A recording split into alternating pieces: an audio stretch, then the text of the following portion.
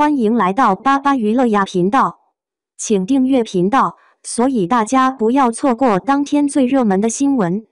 我们今天的时事通讯包括以下内容：太厉害了，敖瑞鹏激战诚意，亏损不少呀。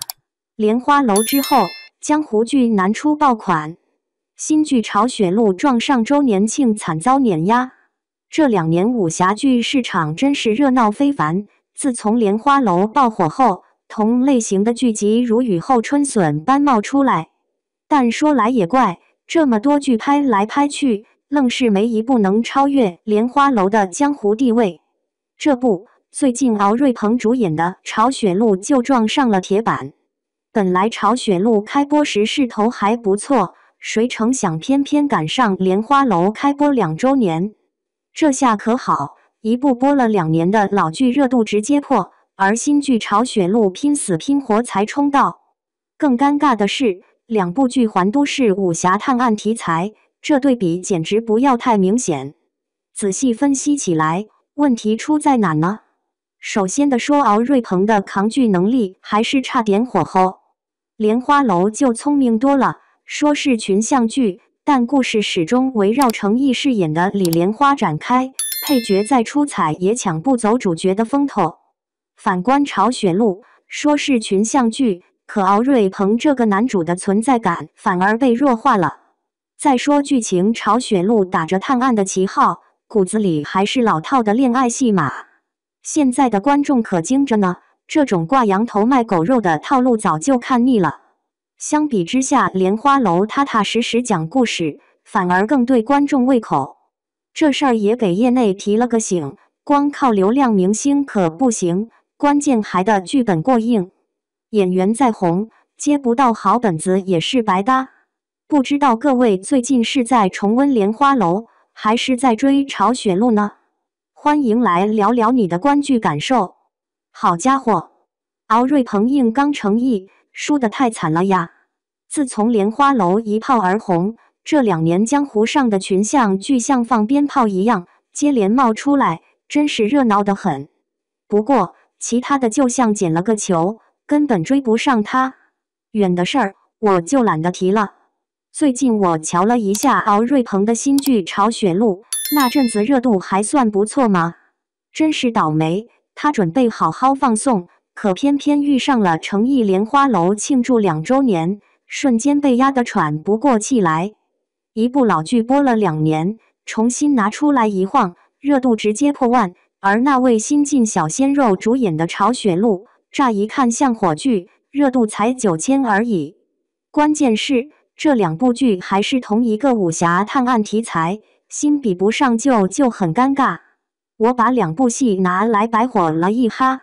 根本问题在于敖瑞鹏还没法一个人撑起整个戏。诚毅的莲花楼真是不简单，既可以是大火的故事，也能是男主的独角戏。虽然剧里的配角都挺亮眼，但整个故事还是围绕着李莲花转，诚毅这个主角的光芒依旧闪亮，没给谁抢风头。朝雪路这部戏呢，说白了是个大杂烩，但主角归主角，敖瑞鹏的戏份可没那么重。明明是破案，结果却一直在秀恩爱。观众们早就对这种剧腻歪了，不想看也不稀奇。归根结底，还是观众的审美在变吗？那些自称在拼事业，实际上却是谈恋爱的剧儿，简直就像流水线上的产品一样，观众都看得一眼就懂，早就没啥新鲜感了。大家喜欢看《莲花楼》这部老戏，原因之一就是没啥心情去碰那部新剧《朝雪路》。捧着《朝雪路》这碗饭的评论之后，导演和演员们心里的有个数儿，以后挑剧本的擦亮眼睛。不管你多受欢迎，挑个市场爱看的戏才是真正的长久之道。好家伙，敖瑞鹏硬刚诚意，输惨了呀！莲花楼自发布以来迅速成名，随之而来的是这2年内涌现出的多部江湖群像剧。然而迄今为止，并无任何一部能够超越他的影响力。先前不提其他剧集，最近我欣赏了敖瑞鹏的新作《朝雪路》。起初，该剧的热度看上去还不错，然而，遗憾的是，他选择播出的时间恰逢成毅的《莲花楼》庆祝开播2周年，这几乎令其被直接淹没。作为一部已播出2年的旧剧《莲花楼》的热度轻松破万，而作为新晋人气演员的曹雪路，尽管被认为是爆款，热度也仅为9000。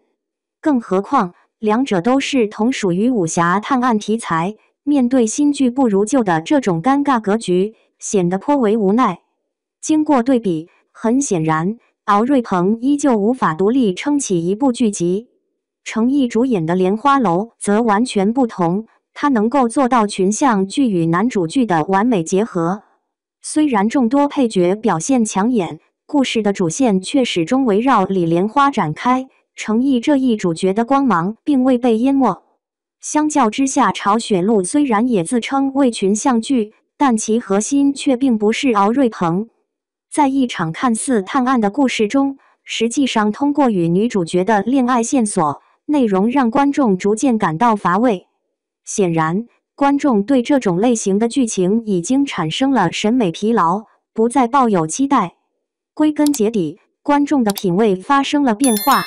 以事业为名，实则恋爱的剧集如今似乎已经成为一种流水线产品，剧情已然没有新意，难以再激发观众的好奇心。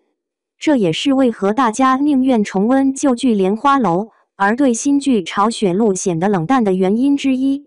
经过对曹雪路的反响，导演和演员们无疑应该心里有数，未来在选择剧本时需更加谨慎。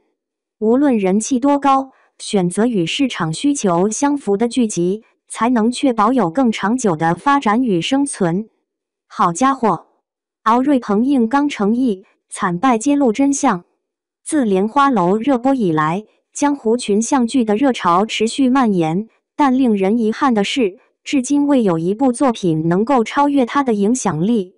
近期，我观看了敖瑞鹏的新剧《曹雪路》，起初热度还算可观，然而命运却与之作对。正值程毅的《莲花楼》迎来开播2周年的庆典，结果这部新剧毫无悬念地被横扫而过。